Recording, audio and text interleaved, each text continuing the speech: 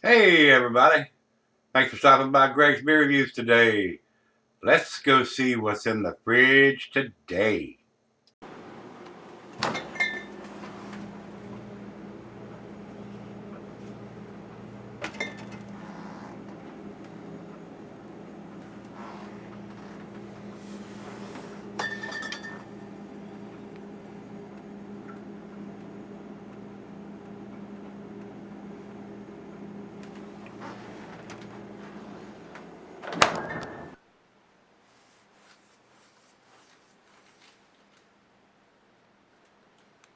Hello everybody, welcome to Gregsbeerreviews. Today's beer comes from Lawson's Finest Liquids. These guys are up in Vermont. This is their Sugarhouse IPA. This was sent to me by my beer brother Greg because I cannot get Lawson's beers down here. So Greg, thanks a bunch. I do appreciate it. The note he sent here says it's a West Coast IPA and he bought it at the beer store.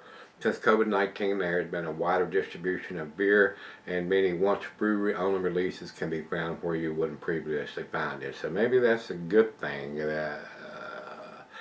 One of the good things that some of these brewery-only releases are now distributing the beers, and they're available at the craft stores in that area. So now look on the bright side if there is one on this damn COVID-19 crap.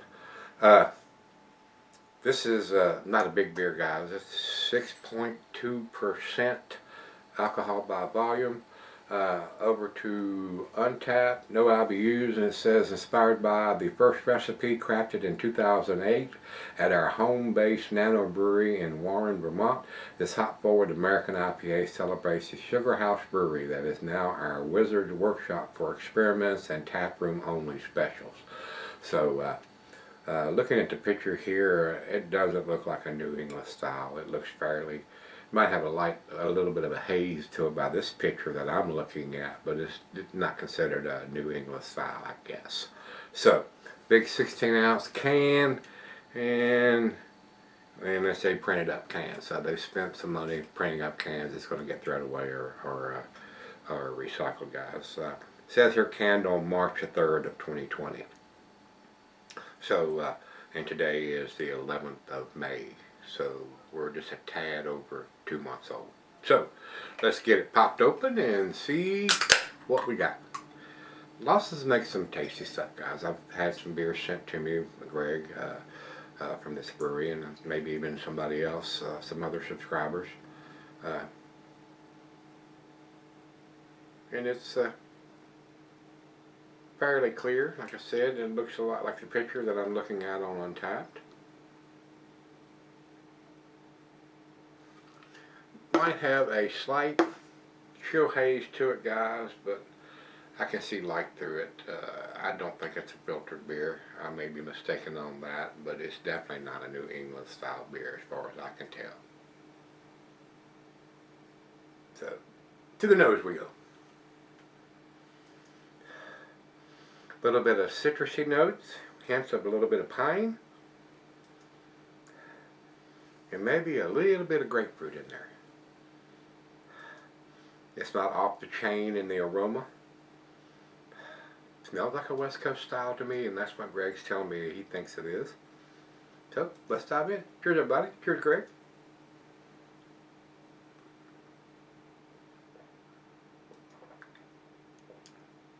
Very smooth, very easy drinking. The alcohol is very well hidden.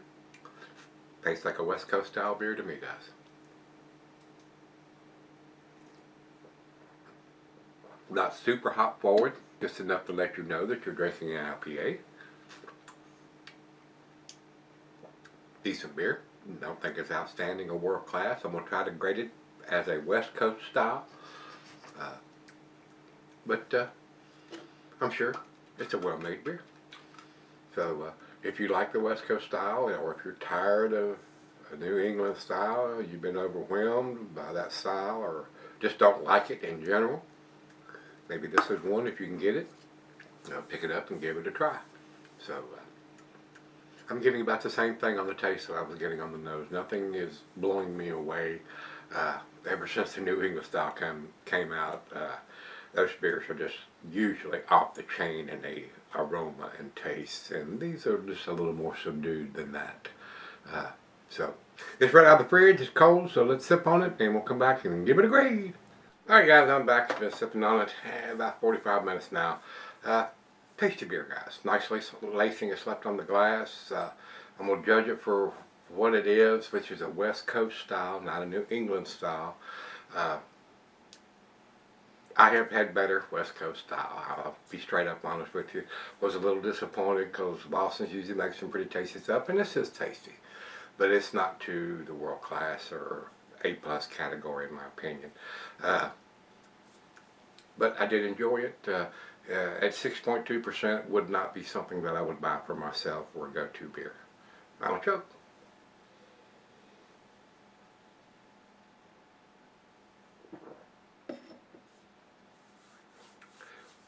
Guys, I try to grade these beers for what they are. If it's a West Coast style, I try to grade it for that style.